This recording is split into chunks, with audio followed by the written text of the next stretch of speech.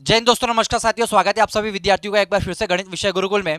दोस्तों, यदि आप जेई को क्लियर करना चाहते हैं, जेई जैसी एग्जामिनेशन को क्लियर करना चाहते हैं, तो भैया कंसेप्ट के साथ साथ पीवाईक्यू पर भी आपका हैंड स्ट्रांग होना बहुत जरूरी है। यदि आप पीवाईक्यू बहुत अच्छे लेवल पे कर लेते हैं, पीवाईक्यू के सोल्यूशन को बहुत डिटेल में समझ लेते हैं, तो भैया जेई मेंस एग्जामिनेशन में आप बहुत हद तक मतलब बहुत अच्छा परफॉर्मेंस कर कर आएंगे। तो चलिए, आप बहुत अच्छे से, यानी मैं कह सकता हूँ कि आप जेई को बहुत बहुत आसान तरीके से आप क्लियर कर लेंगे। तो दोस्तों, जेई मेंस के पीवाईक्यू के सॉल्यूशन की इस कड़ी में, इस सीरीज में, आज के लेक्चर के माध्यम से हम लोग 2020 में आए हुए इस एग्जांपल को डील करेंगे, जो कि सेट्स चैप्टर पे था। और ऑलरेडी सेट चैप्टर्स पे आए हुए पीवाईक्यू के सॉल्यूशंस में आपको ऑलरेडी 2-4 वीडियो बना के दे चुका हूँ, जरूर से जाके देख लीजिएगा। या तो आपको प्लेलिस्ट में अवेलेबल हो जाएंगे या फिर डिस्क्रिप्शन पे आपको लिंक मिल जाएगी, जहां से आप जाके देख सकते हैं और अपने ज्ञान को बढ़ा सकते हैं। दोस्तों, पीवाईक्यू करना बहुत ज़्यादा इंपॉर्टेंट है। पीवाईक्यू से आपको ये पता चलता है कि किस प्रकार के एग्जांपल्स बन सकते हैं। अगर आपने सेट्स पढ़ लिया है, उसकी थ्योरी पढ़ लिया, यूनियन इंटरसेक्शन के बारे में पढ़ लिया है, डिफरेंस ऑफ सेट के बारे में पढ़ लिया है, सब कुछ पढ़ लिया, आपने पूरा सेट्स ही चैप्टर पढ़ लिया है, लेकिन आपको यह समझ में नहीं आ रहा है कि उसके एग्जाम्पल कैसे लगाना है या क्या करना है, तो सबसे बेस्ट ऑप्शन होता है पीवाईक्यू। पीवाईक्यू को आप देखिए, समझिए, सॉल्व करने का प्रयत्न कीजिए। अगर आपको समझ में नहीं आ रहे, सॉल्व नहीं हो रहे, तो कोई दिक्कत वाली बात नहीं, मेरा ये चैनल आप सभी विद्यार्थियों के काम में आएगा। आप मुझे कमेंट करके बताइए कि आपको सेट चैप्टर को बहुत डिटेल में पढ़ना है या नहीं। अगर आपको पढ़ना है, सिर्फ और सिर्फ सेट्स लिख दीजिए, सिर्फ और सिर्फ कमेंट करके सेट्स लिख दीजिए। जितनी ज़्यादा कमेंट्स आएंगी, मैं 101% आपको बता रहा हूँ, मैं 3 से 4 ऐसे वीडियो सेट्स पर लेकर आऊँगा, जिससे आपके पूरे कंसेप्ट क्लियर हो जाएंगे, जिससे आपका जो डर है निकल जाएगा, डाउट्स क्लियर हो जाएंगे। जेई 11-12 हो, सीईटी हो, मेंस हो, एडवांस हो, कोई भी एग्जामिनेशन हो, जहाँ पर भी आपको सेट चैप्टर का उपयोग आएगा। क्योंकि सेट को अगर आप समझ लेंगे तो पूरा कैलकुलस समझ में आ जाएगा, पूरा मैथमेटिक्स समझ में आ जाएगा, तो बहुत सारे एग्जाम्पल्स आपको क्लियर होने लग जाएंगे, बहुत सारे टॉपिक्स क्लियर होने लग जाएंगे, बहुत सारे चैप्टर्स क्लियर होने लग जाएंगे। तो सेट्स, इनइक्वालिटीज़, ये सारी बेसिक चीज़ें हैं जिसको समझना बहुत जरूरी है। फंक्शन को समझना बहुत जरूरी है, रिलेशन को समझना बहुत जरूरी है।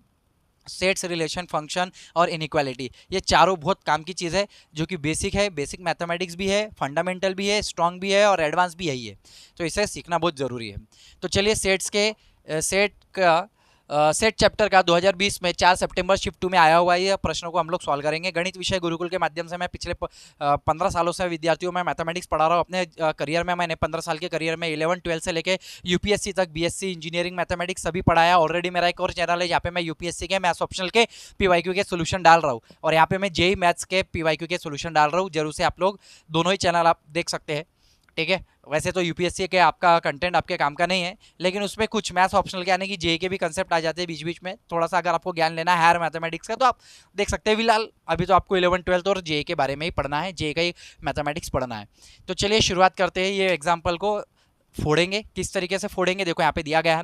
Let i equal to 1 to up to 50 x है, यहाँ पे 50 यानी कि 50 सेट है, यहाँ पे 50 सेट है, जो कि I equal to 1 to up to n, Y N sets के बराबर है, एन सेट्स के बराबर है, और जो कि टी के बराबर है। यानी ये टीम है, यहाँ पे 50 सेट है, ये टीम है, यहाँ पे एन सेट्स है, इक्वल है सारे। Where each x i contain, यानी कि हर एक सेट इस एक्स आई में, यानी टोटल कितने सेट है यहाँ पे समझ लेंगे। एक्स आई में यानी x1, x2, x3 up to यहाँ पे 50, ये पूरे 50 सेट है, और हर एक सेट में 10 एलिमेंट्स है, हर एक सेट में 10 एलिमेंट्स है, ठीक है।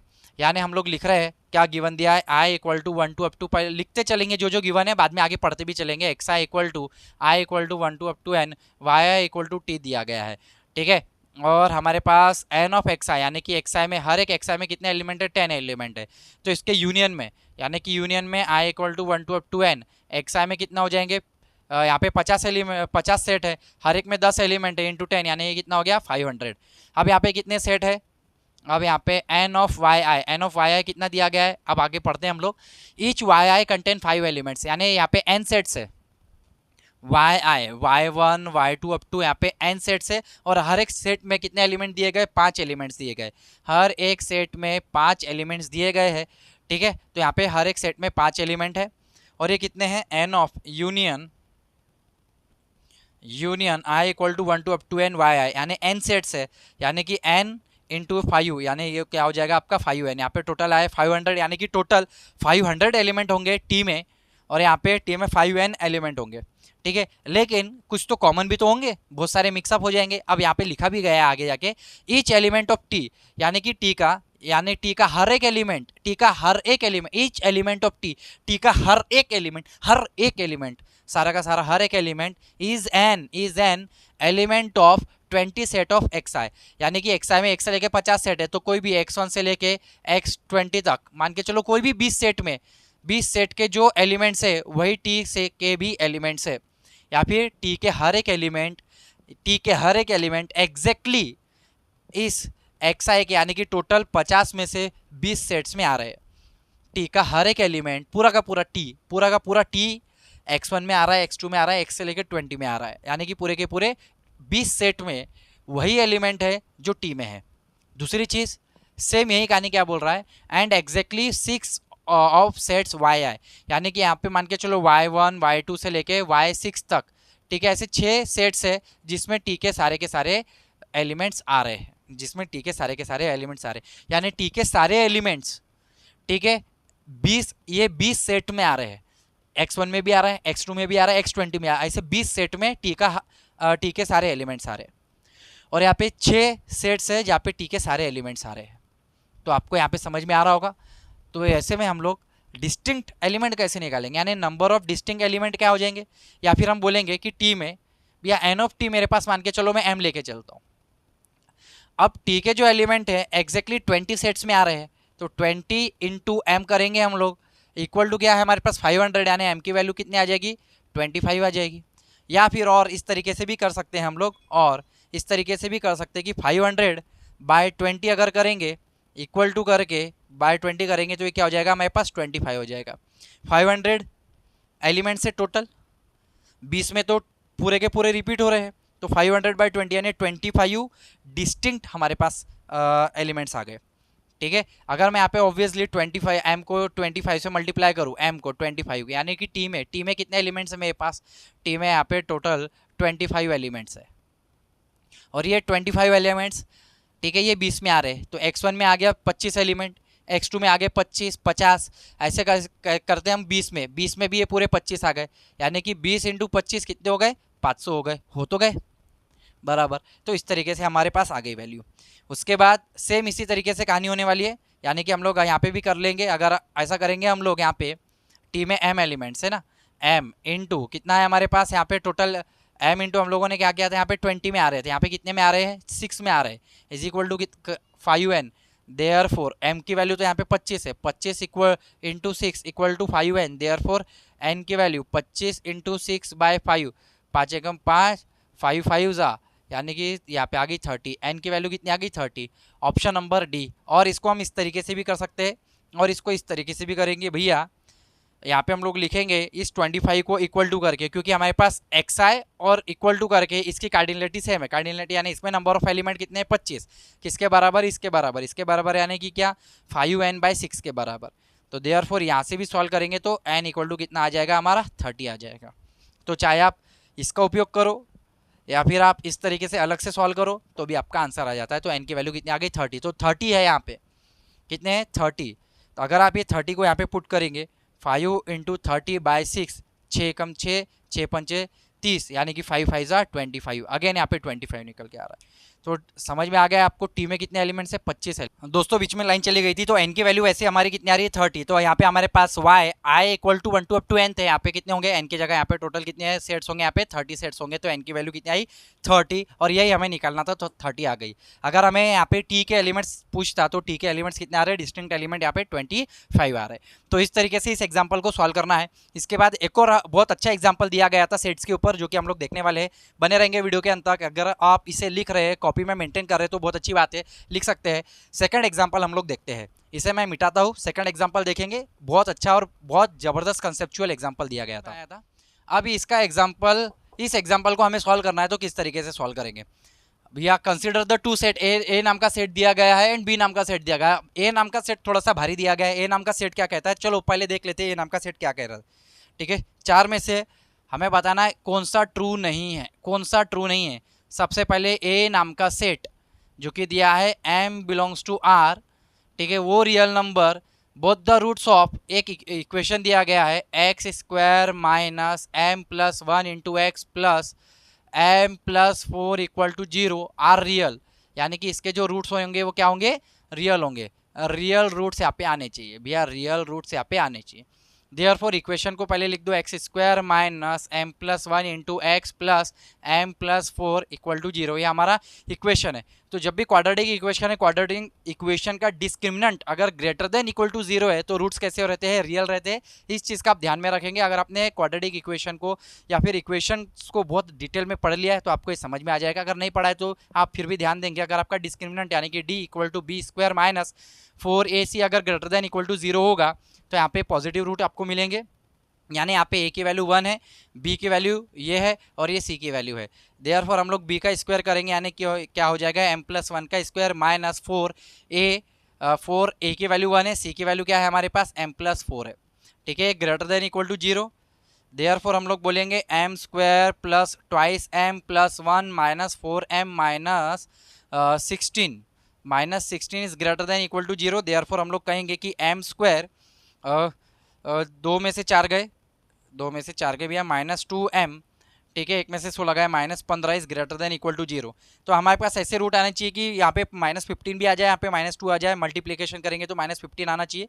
देयरफॉर m स्क्वायर माइनस यहाँ पे आ जाएगा हमारा 5 3 -5 बराबर -5m plus 3m minus 15 is greater than equal to zero. तो देखेंगे हम लोग m यहाँ पे कॉमन निकलेगा, m -5 हो जाएगा प्लस यहाँ से m कॉमन 3m कॉमन निकाल लेंगे दोस्तों। अपन यहाँ पे 3m कॉमन निकालेंगे तो m -5 is greater than equal to zero.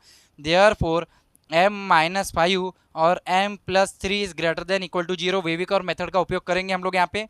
तो यहाँ पे आ जाएगा आपका रूट बना लेंगे आपका -3 और ये आ जाएगा 5, यहाँ पे पॉजिटिव, यहाँ पे नेगेटिव, यहाँ पे पॉजिटिव। तो हमें greater than equal to zero चाहिए, तो यहाँ पे m के जगह 5 रखेंगे तो जीरो हो जाएगा। तो 5 को इंक्लूड कर दिया, ठीक है, और 5 से आगे बढ़ा यानी पूरा पॉजिटिव चाहिए आपको। -3 रखेंगे m की जगह तो जीरो हो जाएगा। तो यहाँ पे 3 को भी इंक्लूड कर दिया और यहाँ पे नीचे। देयरफॉर m की वैल्यू कहाँ पे बिलोंग कर रही है, m की वैल्यू बिलोंग कर रही है -∞ से -3 यूनियन 5 से इन्फिनिटी, आपकी m की वैल्यू आ गई। अब हमें पूछा गया है b नाम का एक और सेट दिया गया है। b नाम का सेट क्या दिया गया है, b नाम का सेट दिया गया है -3 से 5 यूनियन, यानी b नाम का सेट -3 से 5 पे ओपन दिया गया है। ये b नाम का सेट दिया गया। पहले a नाम का था, a के ऊपर ही मैंने b को यहाँ पे चिन्हित कर दिया है यानी कि मार्क कर दिया है।